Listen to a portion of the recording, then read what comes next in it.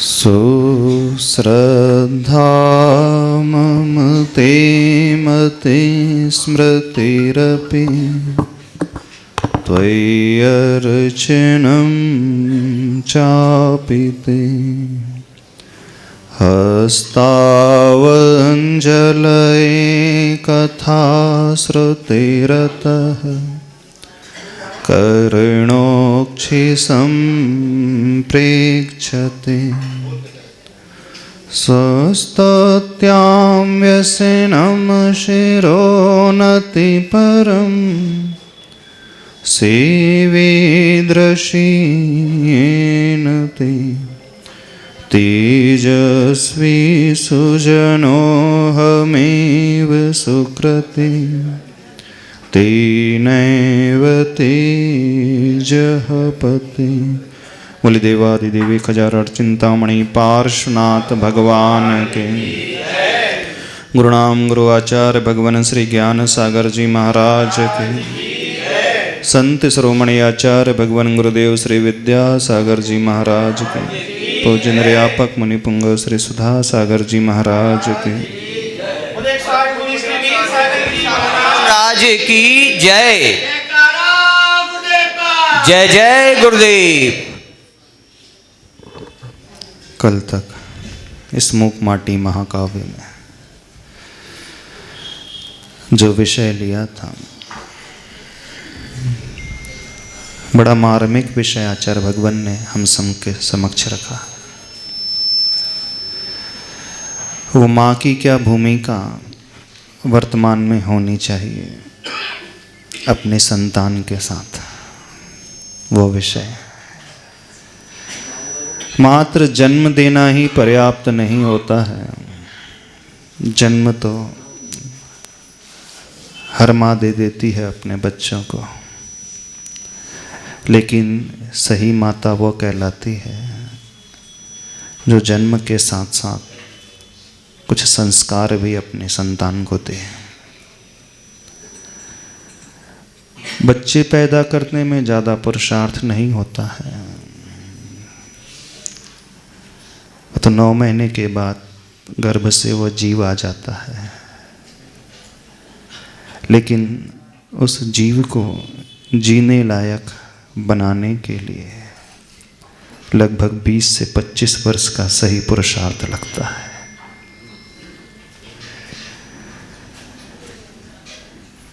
जैसे कहा जाता है,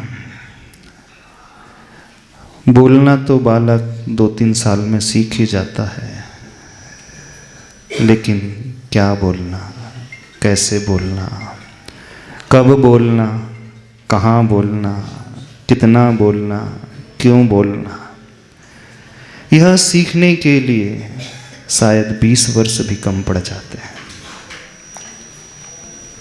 गलत तो नहीं कह रहे? तुतलाती भाषा में वह 3 वर्ष का जब होता है तो बहुत अच्छे से बोल लेता है। शुरुआत माँ से ही वो करता है, लेकिन उस जीव को जीवन देने वाली भाषा, उस जीव को जीने की कला सिखाने वाली जो प्रक्रिया है, उसे सीखने के लिए 2-3 वर्ष पर्याप्त नहीं होते हैं। एक लंबा अरसा लगता है, और वहाँ तक उस बालक को पहुँचाने में सबसे महत्वपूर्ण योगदान यदि किसी का होता है तो माँ का होता है। इस कारण माँ को सर्वोच्च स्थान इस भारतीय संस्कृति में दिया गया है।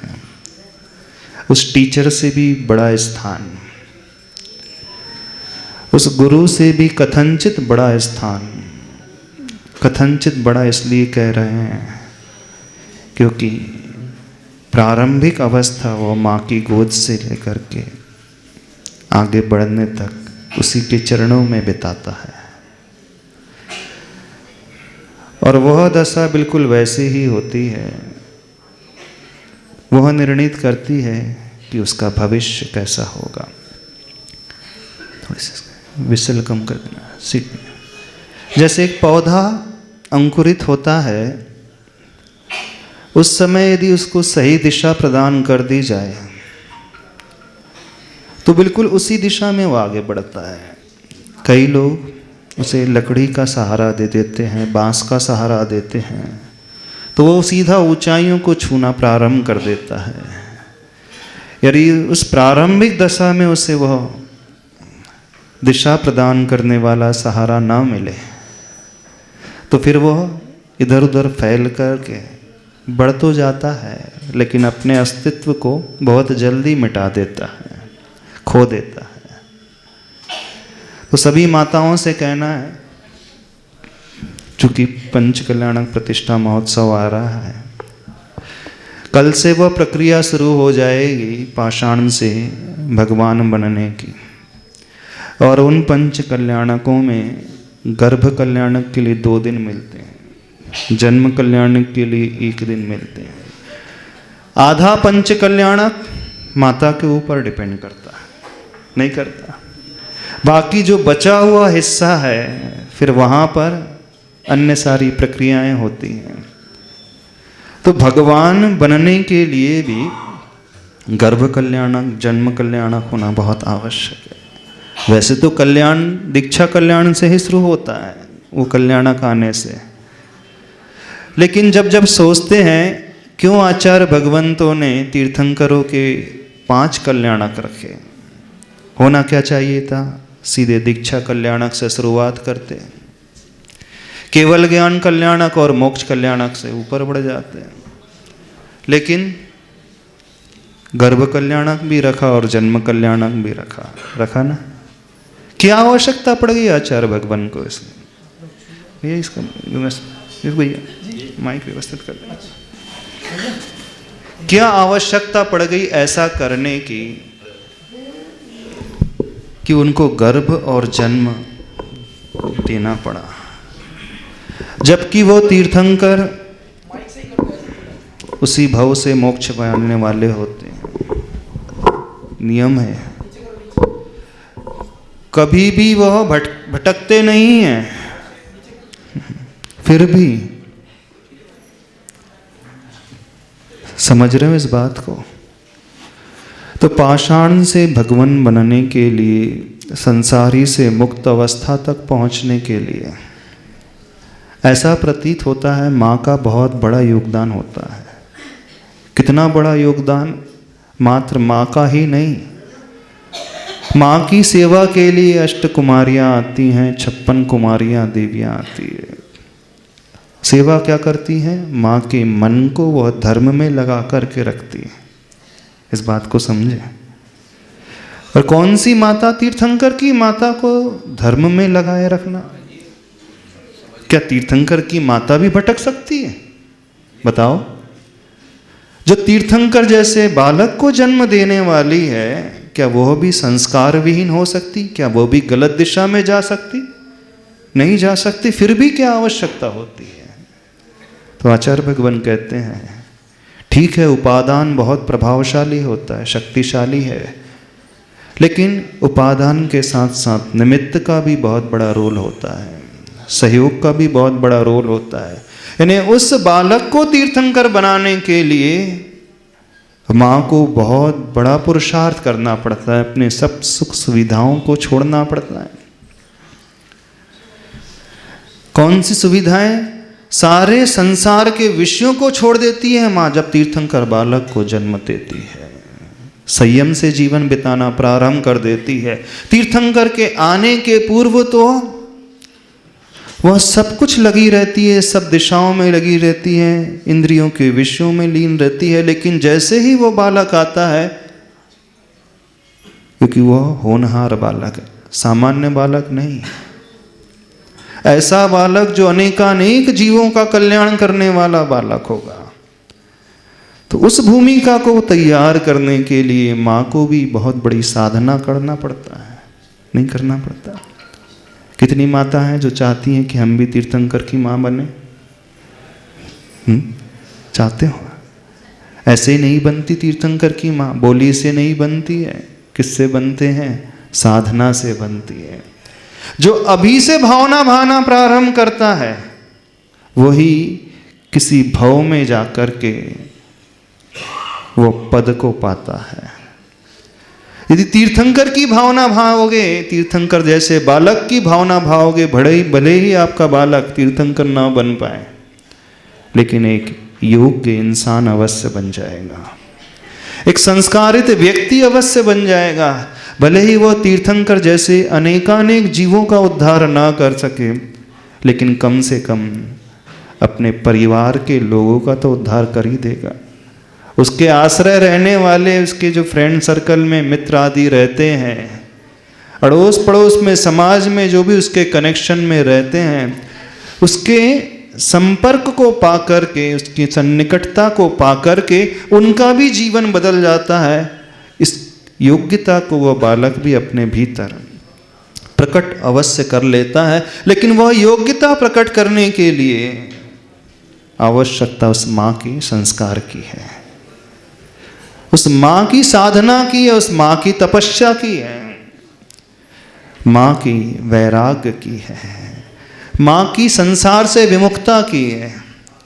कहना बहुत आसान है कि तीर्थंकर की माँ बनना चाहते हो, लेकिन तीर्थंकर की माँ बनने के लिए सुविधाओं को छोड़ना पड़ता है, किटी पार्टी को छोड़ना पड़ता है, मोबाइल को छोड़ना पड़ता है, घूमना फिरना छोड़ना पड़ेगा, टीवी छोड़ना पड़ेगा, धर्म से जुड़ना पड़ेगा। तैयार है? नहीं महाराज जी, वो छोड़ने के लिए तो तैयार नहीं, सुख सुविधाओं से ऊपर उठने के लिए नहीं है, वो तो नहीं हो सकता। हम सुविधाओं को भोगते हुए कुछ ऐसा कर जाए तो ऐसा तो हो ही नहीं सकता। वहाँ से फिर तीर्थंकर तो पैदा नहीं होगा। कौन पैदा होगा बता दो? सद्दाम हुसैन? कौन सा बालक पैदा होगा? कौन सा जीव पैदा होगा जो बहुत आसानी से आतंकवादी बन सकता है, बहुत आसानी से वह व्यसनों में लिप्त रहने वाला वह बन सकता है? दोनों ही चीज एक साथ नहीं हो सकती। पूज्य आचार्य भगवान एक दोहा हमेशा कहते थे, दो ही काम नहीं होत सयाने, विषय भोग और मोक्ष ही जाने। है ना? दोनों काम एक साथ नहीं हो सकते। हम संस्कार की भी बात कर ले, जीवन उद्धार की भी बात कर लें, और मोक्ष की ओर कदम बढ़ाने वाली भी बात कर लें, संभव नहीं है। दोनों अपोजिट डायरेक्शन है, दोनों एक नॉर्थ पोल है, एक साउथ पोल है। नॉर्थ और साउथ पोल कभी एक साथ रह ही नहीं सकते, एक मैग्नेट में नहीं रह सकते, असंभव है बात। तो जीवन में ऊपर उठने के लिए, आगे बढ़ने के लिए, दूसरों को दिशा निर्देश देने के लिए, दूसरों को बहुत ऊंचाई में पहुंचाने के लिए सबसे बड़ी आवश्यकता होती है हम स्वयं ऊंचाई में रहें। तभी तो हम किसी को नीचे से ऊपर उठा सकते हैं। कोई डूब रहा हो, उसे बचाना हो, कैसे संभव होगा? जब बचाने वाला उससे ऊपर हो तभी उसे पकड़ करके ला सकता है, और बचाने वाला स्वयं नीचे हो, कहां से उसे उठाएगा? तो हर माता चाहती है कि मेरी संतान बहुत अच्छी बने, पर स्वयं देखो पहले आप हो कहां पर, क्या कर रहे हो, कैसा जीवन जी रहे हो, किस प्रकार से अपने आप को बना करके चल रहे हो। कई बार ऐसा भी होता है, माता बहुत अच्छी हो जाती है, लेकिन संतान कई गलत संगति में फंस जाती है तो भी विमुख हो जाती है। तो दोनों को ही बैलेंस बना करके चलना चाहिए। एक जगह से भी इम्बैलेंस होता है तो परिस्थिति गड़बड़ा जाती है। समझ रहे हो कि नहीं समझ रहे हैं? सुमाता बनना आसान नहीं है, हंसी खेल नहीं है, बहुत कठिन है, बहुत बड़ी साधना की अपेक्षा वो रखता है। और साधना आज के ज़माने में कोई नहीं करना चाहता, बिल्कुल नहीं करना चाहता। तीर्थंकर की माता की भावना भाओगे तो भले ही तीर्थंकर न भी पैदा हो, एक मुनि महाराज को आप पैदा कर सकते हो, जन्म दे सकते हो। एक सद्गृहस्थ आपके घर से निकल सकता है, एक अच्छा नागरिक, एक अच्छा इंसान जो स्वयं के लिए, परिवार के लिए, समाज के लिए, देश के लिए, इस दुनिया के लिए कुछ अच्छा कर सके। कुछ अच्छा प्रदान कर सके। तो कुछ इस प्रकार का पुरुषार्थ सभी लोग करें, लेकिन यह तब संभव होता है जब हम अपने कंफर्ट जोन से बाहर निकलते हैं। Life begins at the end of comfort zone कहा जाता है। दुनिया की शुरुआत कब होती है? जब कंफर्ट जोन की समाप्ति हो जाती है। अब आप कंफर्ट जोन से बाहर निकलना ही नहीं चाहते। आज की नारी कंफर्ट जोन से बाहर निकलना चाहती। कंफर्ट जोन समझते हो? हाँ, सुख सुविधाओं में रहने का जो आदी हो जाता है वो कंफर्ट जोन कहलाता है। लेकिन जीवन की शुरुआत उस कंफर्ट जोन के अंत से होती है। हो तैयार उस कंफर्ट जोन को छोड़ने के लिए? हाँ, कठिनाइयों को झेलने के लिए, कष्ट को सहन करने के लिए? इसके लिए तो कोई भी तैयार नहीं होता है। जब तक वह तैयारी नहीं होगी तब तक कुछ भी नहीं होगा। जितने भी महान आत्माएं, महापुरुष, बड़े लोग हुए हैं जिन्होंने ऊंचाइयों को छुआ है, चाहे वो तीर्थंकर हो, चाहे वो आचार्य गुरुवर श्री विद्यासागर जी महाराज हो, चाहे बड़े नेता हो, चाहे बड़ा लीडर हो, चाहे बड़ा बिजनेसमैन हो, बिजनेस टाइकून हो, कोई भी क्यों ना हो, जो अपने क्षेत्र में बहुत ऊंचाइयों पर पहुंचता है, एक कॉमन बात सभी के भीतर होती है कि वे हमेशा अपने कंफर्ट जोन से ऊपर उठे हुए रहते हैं। लेकिन आप लोग हो उसी में रहना, उसी में सोना, उसी में डूबना, उसी में आनंद मनाना, उसी के अनुसार चलते चले जाना। ऐसी है ना? कोई भी अपनी सुख सुविधाओं को छोड़ने के लिए तैयार ही नहीं है। ना माँ है, ना पिता है, ना पुत्र है, ना पुत्री है, कोई भी नहीं हो तैयार। सब अपने अपने लिए लगे हैं, विश्व के पीछे भाग रहे हैं, शरीर के पीछे भाग रहे हैं। कोशिश होना चाहिए, चूँकि प्रभु के पास आ रहे हो, प्रभु के पंच कल्याण कर रहे हो, इस शास्त्र स्वाध्याय करते हो, इसे सुनते हो, कोशिश सुन करके, देख करके, पढ़ करके, अनुभूत करके उन जैसे बनने की होना चाहिए। उन जैसे बनने से अभिप्राय सिर्फ इतना ही है, जिस रास्ते पर उन्होंने कदम बढ़ाया, हमारा कदम भी वहाँ बढ़े, वैसा ही बढ़े। ठीक है, उतनी ही गति से ना सही, उतनी स्पीड से ना सही, धीमी चाल ही सही, लेकिन रास्ता वहीं से होकर के गुजरता है। इस बात को सभी लोग समझेंगे तो कुछ होगा, अन्यथा बातों के जमा खर्च के अलावा कुछ भी नहीं होने वाला। कुछ होने वाला है, हम कहते चले जाएंगे, आप सब लोग सुनते चले जाओगे, और सुनते ही आ रहे हो, जिंदगी बीत गई सुनते सुनते, लेकिन असर तो किसी को कुछ पड़ता ही नहीं। पड़ता है असर? हमें तो ऐसा ही प्रतीत होता है, असर नहीं पड़ रहा है। तो थोड़ा सा कुछ हिलाओ अपने आप को, अपनी मानसिकता को हिलाने की कोशिश करो, कुछ चिंतन करो। आखिर जीवन का इतना बहुभाग निकल चुका है, इतनी लंबी उम्र बीत चुकी है, अब थोड़ी सी बाकी है, उसे ही संभाल लो, उसी को ही बदल लो, तो क्या होगा? बस इतना ही करना है, जो अभी तक किया है वो नहीं करना। क्या करना है? जो आज तक किया है वो नहीं करना है, जैसा आज तक जिया है वैसा नहीं जीना है। बस इतना कर लो तो सब कुछ हो जाएगा। जो आज तक नहीं किया है वो करना है, जैसा आज तक नहीं जिया है वैसा जीना। बस बड़ी छोटी सी बात है। छोटी है कि बड़ी है? हाँ, छोटी सी बात है ना। जो आज तक किया है वो नहीं करना, और जो आज तक नहीं किया वो करना है। बस कल्याण हो जाएगा, भगवान बन जाएंगे अपन, बिल्कुल बन जाएंगे। कोई ताकत ऐसी नहीं जो हमें रोक ले, जो हमें पीछे ढकेल दे। जो भी किया है हम अपने पास्ट को टटोल करके देखें, अतीत को और झांक करके देखें, कुछ भी तो ऐसा नहीं जो अच्छा हो। है कुछ अचीवमेंट लाइफ का? कह सकते हो कि हमारी जिंदगी की बड़ी उपलब्धि रही है, ये सबसे बड़ा अचीवमेंट है। सबसे सुंदर जीवन हमारा अतीत का, सबसे सुंदर क्षण हमारे जीवन का कुछ भी नहीं है किसी के जीवन में। यदि होता तो यहाँ नहीं बैठे रहते हो, भगवान के बाजू में जा कर के बैठ गए हो। समझ रहे हो कि नहीं? कुछ समझो तब कुछ होगा, अन्यथा सब ऐसे ही चलता चला जाए।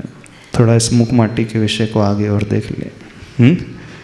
जीवन को उत्थान की ओर ले जाने वाली कला आचार्य भगवान इसके माध्यम से हमें समझा रहे हैं। Page number 149। परस्पर कलह हुआ तुम लोगों में, बहुत हुआ वह गलत हुआ। मिटाने मिटने को क्यों तुले हों, इतने सयाने हो। जुटे हो प्रलय कराने, विष से धुले हो तुम। जो हुआ बहुत गलत हुआ, मिटाने मिटने पर क्यों तुले हुए हो? किससे कह रहे हैं? आचार्य भगवान कह रहे हैं, आपसे भी कह रहे हैं। जो एक दूसरे को मिटाने मिटने पर तुला हुआ है, लगा हुआ है। जुटे हो प्रलय कराने, विष से धुले हो तुम। इस घटना से बुरी तरह माँ घायल हो चुकी है। जीवन को मत रण बनाओ, प्रकृति माँ का ऋण चुकाओ। जीवन को मत रण बनाओ। रण का अर्थ युद्ध क्षेत्र का मैदान मत बनाओ, लड़ाई का स्थान मत बनाओ। सब व्यक्ति मिटने मिटाने पे तुले हुए हैं। कोई किसी का नाम मिटाने पे तुला है, कोई किसी का काम मिटाने पे जुटा है, कोई किसी को नीचे झुकाने में लगा है, कोई अपने आप को ऊपर उठाने में दुनिया के सम्मुख लगा है। प्रकृति माँ के ऋण को चुकाओ, जीवन को मत रण बनाओ। सदय बनो, अदय पर दया करो, अभय बनो। सभय पर किया करो अभय को। अमृत में दृष्टि सदा सदा सदाशय दृष्टि। रे जिया समष्टि जिया करो। क्या कहा गया? कुछ अच्छी पंक्तियां हैं, शायद समझ में ना आई हो आपको, है ना? थोड़ी साहित्यिक हिंदी है, इसके अर्थ को खोल देते हैं। सदय बनो, दया से सहित बनो। प्रकृति माँ का ऋण चुकाओ। ऋण ऋण एक होता है ऋण चुकाओ, और एक जगह एक पुस्तक में प्रकृति माँ का व्रण सुखाओ। व्रण का अर्थ होता है घाव, जो पीड़ादायक होती है बीमारी, घाव हो जाता है, उसे सुखाओ अथवा प्रकृति माँ का ऋण चुकाओ। अदय पर दया करो। जो दया से रहित हैं, कठोर हैं, उन पर भी दया करो, तब भगवान बनते हैं। हाँ, अहिंसा परम होती है तब भगवान बनते हैं, दूसरों के लिए नहीं। अभी हम जा रहे थे रास्ते में, एक बच्चा प्रश्न कर रहा था। बोले जो घर बार छोड़ देते हैं, मुनि महाराज बन जाते हैं, वो तो मोही नहीं निर्मोही जीवन जीते हैं। बोले ऐसा भी क्या स्वार्थी जीवन जीना चाहिए? मुनि महाराज सबसे बड़े स्वार्थी होते हैं कि नहीं? बोले जिन्होंने पैदा किया, जिन्होंने जन्म दिया, जिन्होंने पढ़ाया लिखाया, उन्हें भूल करके अपने लिए निकल पड़े। ऐसी होता है ना? नहीं होता?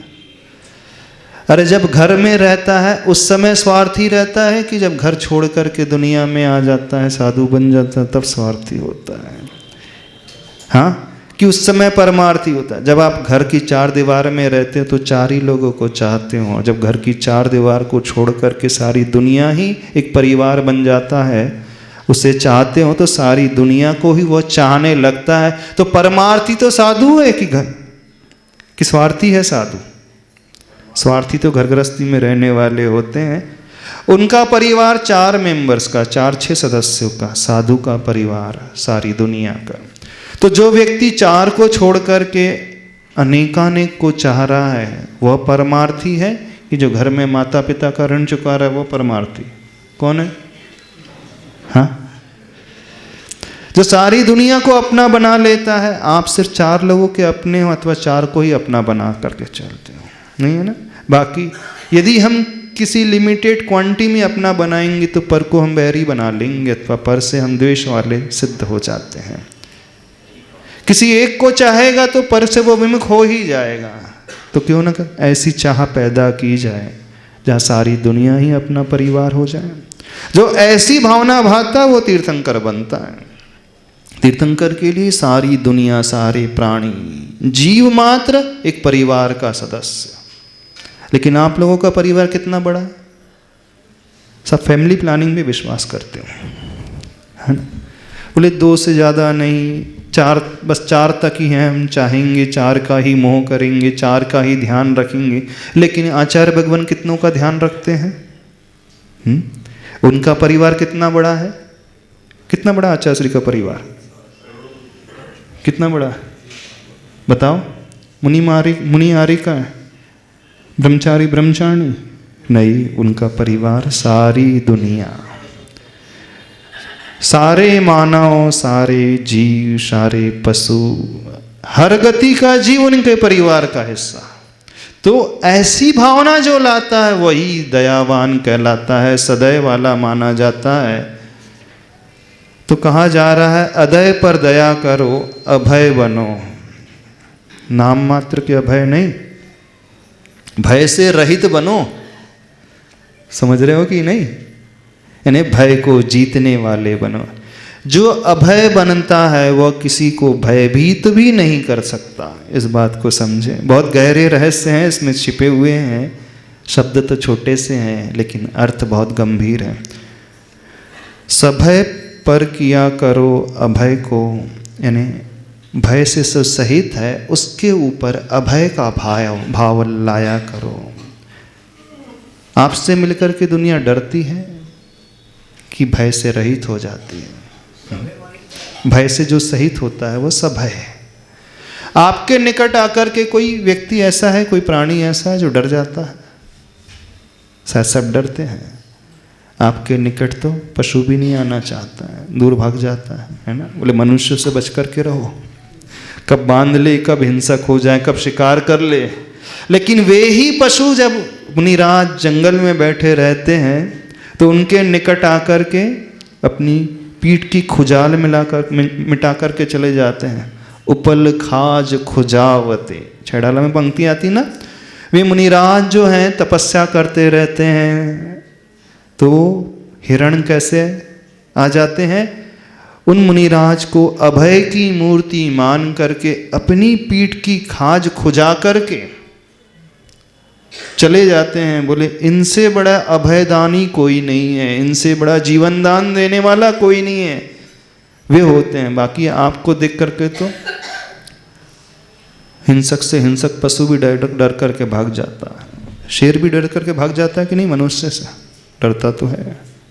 सिंह भी डर जाता है मनुष्य से। यानी जो दूसरों को डराता है वो भी डर जाता है, डरता है। तो आचार्य भगवान कह रहे हैं सभय पर किया करो अभय को, अमृतमय वृष्टि सदा सदा सदाशय दृष्टि, रे जिया समष्टि जिया करो। समष्टि जिया करो का अर्थ क्या होता है जानते हो? समष्टि का अर्थ होता है समग्र। समग्र यानी सबको साथ लेकर, पूर्ण, कंप्लीट, कुछ भी नहीं छोड़ना, कुछ भी रंच मात्र भी अवशिष्ट न रह जाए, बाकी न रह जाए। समष्टि जिया करो ने सबके लिए जिया करो। हर एक प्राणी आपसे मिलकर के प्रसन्न हो जाए, खुश हो जाए, आनंद में डूब जाए। बोले नहीं, हाँ समष्टि यानी सब, कोई भी बचा ना हो, सबके लिए जीवन, सबको देने वाला, सबको बांटने वाला, सबको जीवन दान प्रदान करने वाला। वो पारमार्थिक दृष्टि जो होती है, कल्याण वाली दृष्टि होती है, प्राणी मात्र को ऊपर उठाने वाली। रे जिया समष्टि जिया करो। जिया से अर्थ दिल कहा जाता है। हे दिल वाले कैसे जिया करो? समष्टि जिया करो, अर्थात सबके लिए जियना सीखो। स्वार्थी बन करके मात्र 4 दीवारी तक सीमित मत रहो। सब स्वार्थी हैं, अपने लिए जीते हैं। कैसा जीवन जीते हैं? सब व्यष्टि वाला जीवन जीते हैं। व्यष्टि वाला मतलब व्यक्तिगत जीवन, मात्र अपना अपना सोचने वाला। और जो समष्टि होती है वो सबके बारे में सोचने वाला, सबका साथ जिसमें होता है, सबका विकास, सबका विश्वास, सबके कल्याण की भावना। सुखी रहें सब जीव जगत के, कोई कभी ना घबरावे। ये जो पंक्ति आप बोलते हो ना मेरी भावना की, यही पंक्ति है समष्टि को जीने वाली पंक्ति ने। यह सबसे बड़ा धर्म ध्यान माना जाता है, अपाय विचय धर्म ध्यान ने। संसार के सभी प्राणियों के दुख जो हैं दूर हो जाएं, कष्ट जो हैं छूट जाएं। आप लोग कैसे जीते हो? किसके लिए जीते हो? सब अपने बच्चों के लिए जीते हो। पड़ोसी के लिए भी चिंता नहीं करते, समाज के लिए भी चिंता नहीं करते, किसी को कोई अंतर ही नहीं पड़ता। पड़ता अंतर? किसके लिए जी रहे हो? जो अपने का अपने बच्चों के लिए जी रहा है उसका नाम मोह है, और जो समष्टि रूप से जीता है वही मोक्ष कहलाता है, और कुछ नहीं। मोक्ष और कुछ नहीं है, उनके लिए समष्टि आ जाती है, समस्त सर्वांग पूर्ण। अपना ही ना अंक, हाँ नीचे की पंक्ति, जीवन को मत रण बनाओ, प्रकृति माँ का ऋण चुकाओ। ऊपर लिखा था जीवन को मत रण बनाओ, प्रकृति माँ का व्रण सुखाओ। यहाँ लिखा है जीवन को मत रण बनाओ, अपनी माँ का ऋण चुकाओ। अपनी माँ का ऋण चुकाना है कि नहीं चुकाना? प्रकृति माँ का ऋण चुकाना है। अब बहुत अच्छी पंक्ति आ रही है, अपना ही ना अंकन हो, पर का भी मूल्यांकन हो। पर इस बात पर भी ध्यान रहे, पर की कभी ना वांछन हो, पर कभी ना लांछन हो। जीवन को मत रण बनाओ, प्रकृति माँ का ना मन दुखाओ। किसी का मन नहीं दुखाना है। अपना ही ना अंकन हो, मात्र सिर्फ अपना अपना ही नहीं होना चाहिए। अपना ही, अपनी ही चिंता मात्र नहीं होना चाहिए। सेल्फ असेसमेंट तो अंकन नहीं, सेल्फ असेसमेंट जो होता है आत्मा की उन्नति की बात है, वहां पे है। और जो अपना ही अंकन मतलब वहाँ सेल्फिशनेस है। सेल्फिशनेस, खुदगर्जी की जहाँ बात आती है वो अपना ही अंकन है। जो अपने बारे में ही सोचता है वो सेल्फिशनेस। और सेल्फ असेसमेंट में आत्मा के कल्याण की बात है। दोनों में जमीन आसमान का अंतर है। एक सेल्फ असेसमेंट है, एक सेल्फिशनेस है, एक सेल्फ सेंटर्ड है वो। तो सेल्फ सेंटर्ड जो होता है वो आत्म उन्नति के लिए पुरुषार्थ करता है, वही सेल्फ असेसमेंट को लेकर के चलता है। और सेल्फिशनेस जो होता है वहाँ स्वार्थ आ जाता है। दोनों में बहुत अंतर है। तो अपना ही ना अंकन हो, पर का भी मूल्यांकन हो। इन्हें पर को भी तो देखो थोड़ा सा। कोई किसी को देखता ही नहीं, किसी को कोई फर्क ही नहीं पड़ता किसी से। पर इस बात पर भी ध्यान रहे, पर की कभी ना वांछन हो। यानी पर की इच्छा नहीं होना चाहिए, एक्सपेक्टेशन नहीं होना चाहिए। यदि आप लोग कुछ करते भी हो ना किसी के लिए हेल्प, तो उसके बदले में अपेक्षा रख लेते हो। करते हो? मान लीजिए आप किसी की सेवा कर रहे हो, किसी की हेल्प कर रहे हो, किसी फैमिली को आपने 50,000 रुपये दे दिए, आवश्यकता थी, गरीबी थी, परेशानी थी, क्या क्या करके देते हो? याद रखना, बाद में तो लौटाना है। अच्छा, अथवा लौटाना ना भी हो, मांगने की इच्छा ना हो, इतना तो कह ही दे देते हो। याद रखना है मैंने तुम्हारा उपकार किया, इस एहसान को हमेशा याद रखना। यानी जो भी आप करते हैं उसके पीछे कोई ना कोई अपेक्षा अवश्य आ जाती है ना? गलत तो नहीं कह रहे? तो ये अपेक्षा ना हो। अच्छा, आप जब वैयावृत्ति करते हो किसी की, मान लीजिए किसी के पैर दबा रहे हो, सिर दबा रहे हो, दवाई दे रहे हो, तो उससे बोल देते ना, आज मैं तुम्हारी वैयावृत्ति कर रहा हूँ, जब मैं बीमार पड़ूँ तो तब आ जाना मेरे पास। हाँ? क्यों? यदि ऐसी करे तो क्या होगा? और सपोज आपने उसकी सेवा की, वैयावृत्ति की, उसकी मदद की, और जब आपके ऊपर परेशानी आ रही है, आ जाए, और वो आपकी हेल्प करना ही ना आए, तो आपको कैसा लगेगा? अच्छा लगेगा, बुरा लगेगा, न्यूट्रल रहोगे?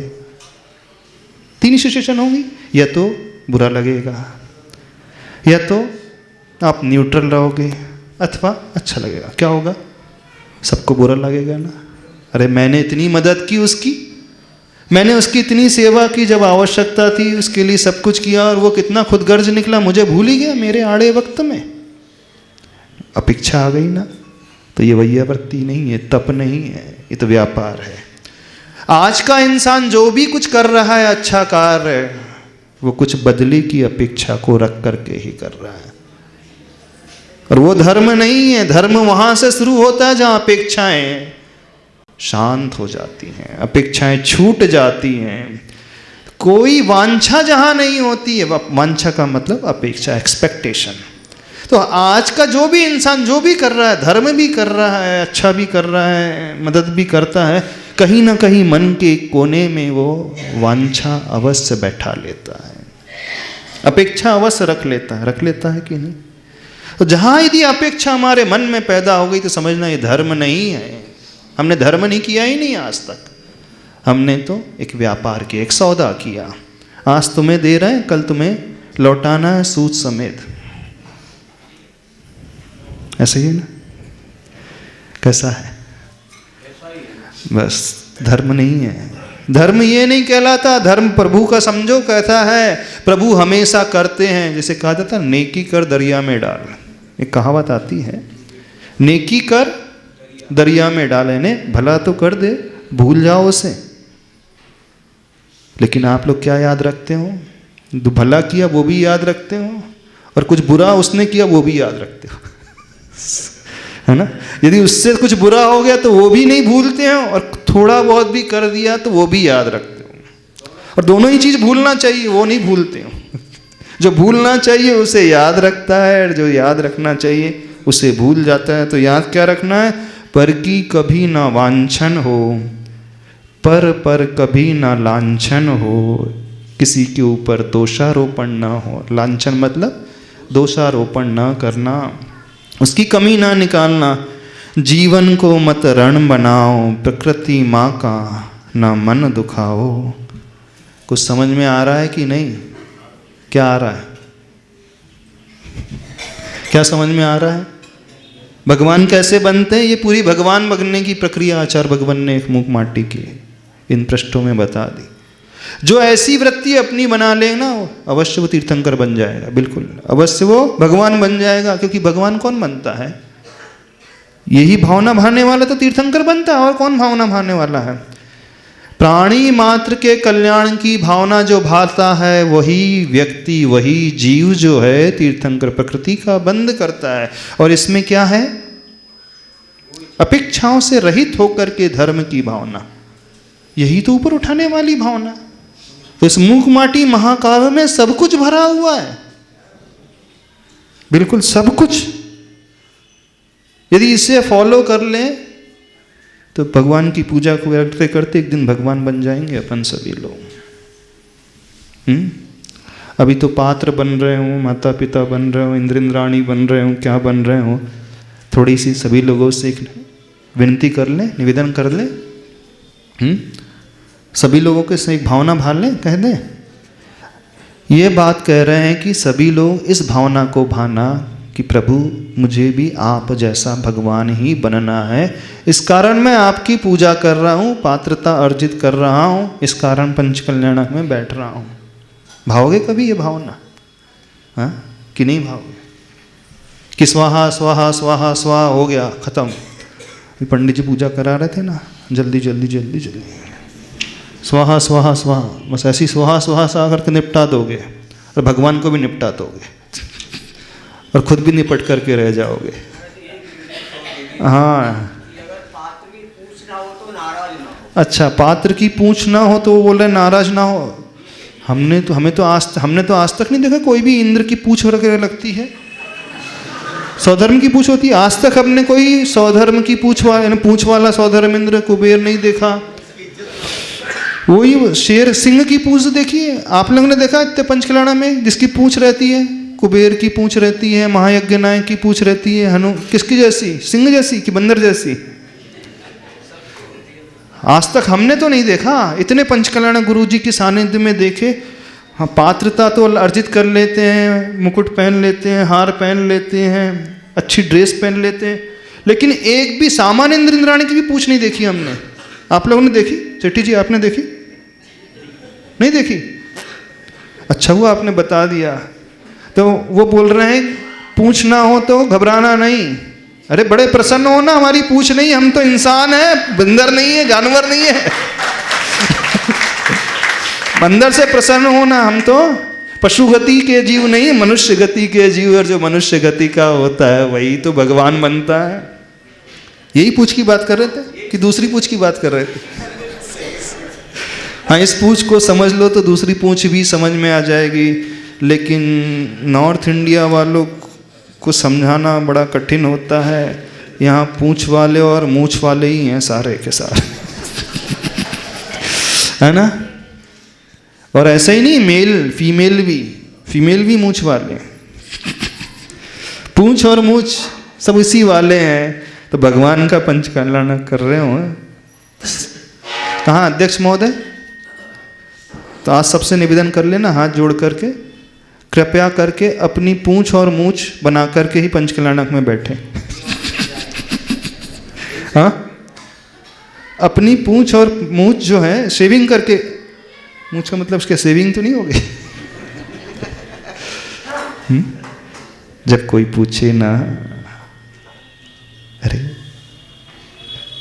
जब तीर्थंकर भगवान साधना करते हैं, जंगल में रहते हैं, कोई पता भी नहीं पड़ता है। बड़े बड़े ऋषि, बड़े बड़े मुनि, कोई जानता तक नहीं, वो अपनी आत्मा का कल्याण कर जाते हैं, केवल ज्ञान प्राप्त कर ले जाते हैं, कर्मों का क्षय कर जाते हैं। अपन किसकी पूछ के पीछे पड़े हैं? और उसने पूछ भी लिया तो हम उसके अनुसार हो जाएंगे क्या? और नहीं पूछा तो वैसे हो जाएंगे क्या? यानी हमारा होना नहीं होना उस पूछ पर डिपेंड करता है। यदि ऐसा है तो समझना हमसे बड़ी कठपुतली दुनिया में कोई नहीं है। कठपुतली है जो दूसरों के नचाने पर नाचती है, इंसान नहीं नाचता। और जो दूसरों के नचाने पे नाचे तो उसे कठपुतली मान लेना। हमारा अच्छा अथवा बुरा होना यदि किसी के शब्दों पर आधारित है, हम में और कठपुतली में कोई अंतर नहीं। कठपुतली जानते हो ना? कठपुतली तो आशा है यहाँ पे कोई कठपुतली नहीं है, सारे चैतन्य हैं, जीव हैं, मन वाले हैं, समझदार हैं, सोचने वाले हैं, विचारने वाले हैं। तो अपने आप को कठपुतली बना करके मत जीवन जीना, इंसान बना करके, प्रभु के भक्त बना करके जीवन जीने की कोशिश करना।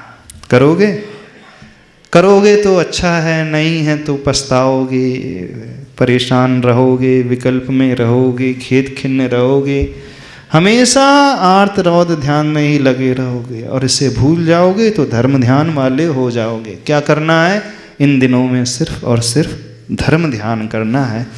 प्रभु की पूजा के साथ ये भाव अंदर आना चाहिए। पेज नंबर 150 इसे करके समाप्त कर देते हैं बस।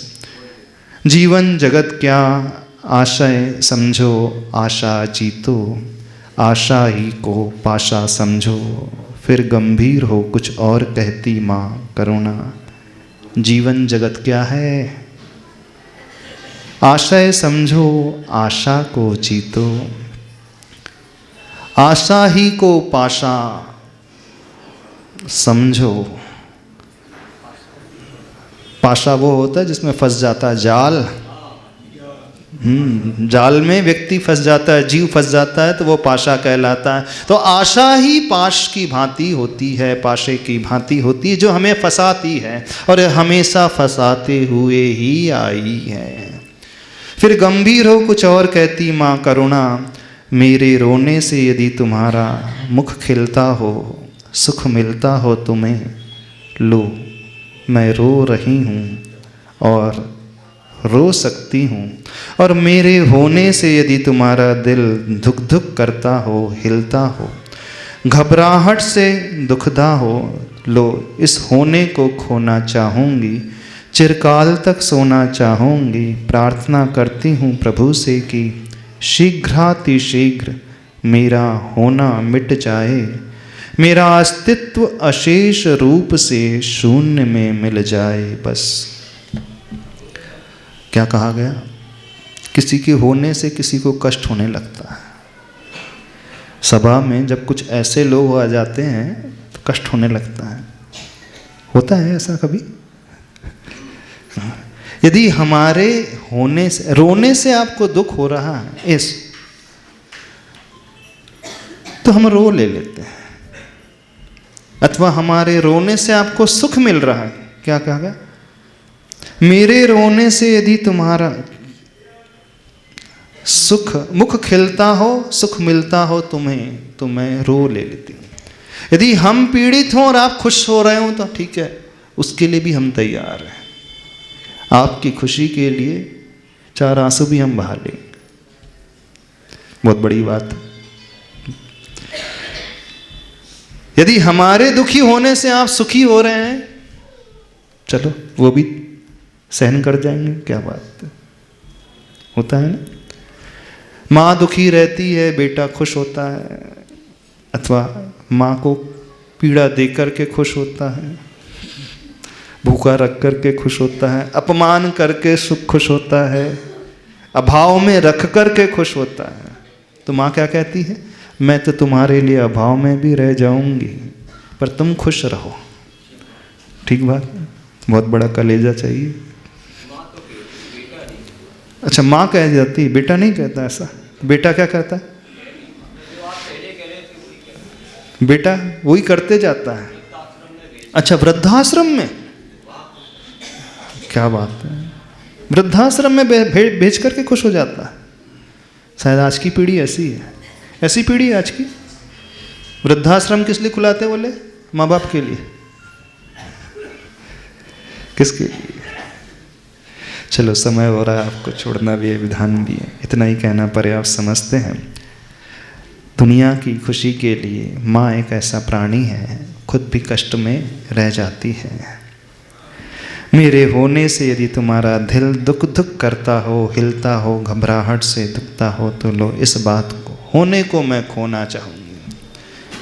मैं नहीं रहना चाहता हूँ आपके लिए। यदि आप प्रसन्न रहो तो प्रार्थना करती हूँ प्रभु से कि शीघ्र अतिशीघ्र मेरा होना मिट जाए, मेरा अस्तित्व अशेष रूप से शून्य में मिल जाए बस।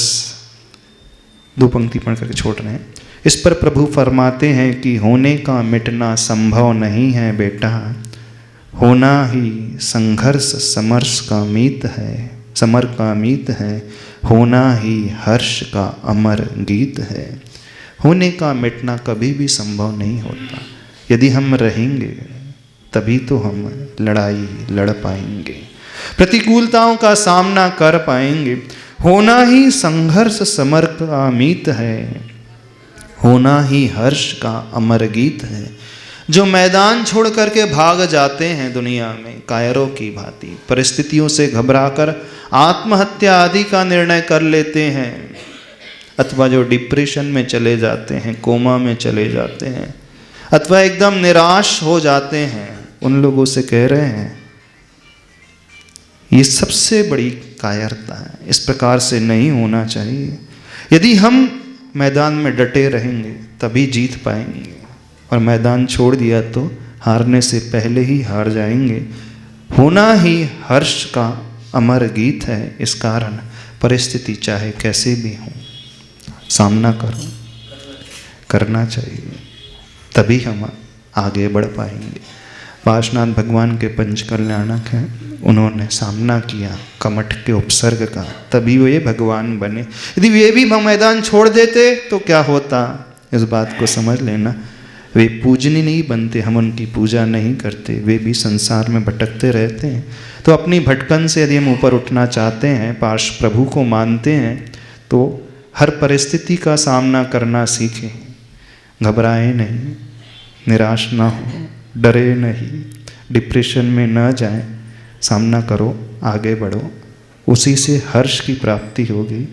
आज इतना ही कहना पर्याप्त समझते हैं। बोलिए आचार्य परमेष्टि गुरुदेव श्री विद्यासागर जी महाराज की जय।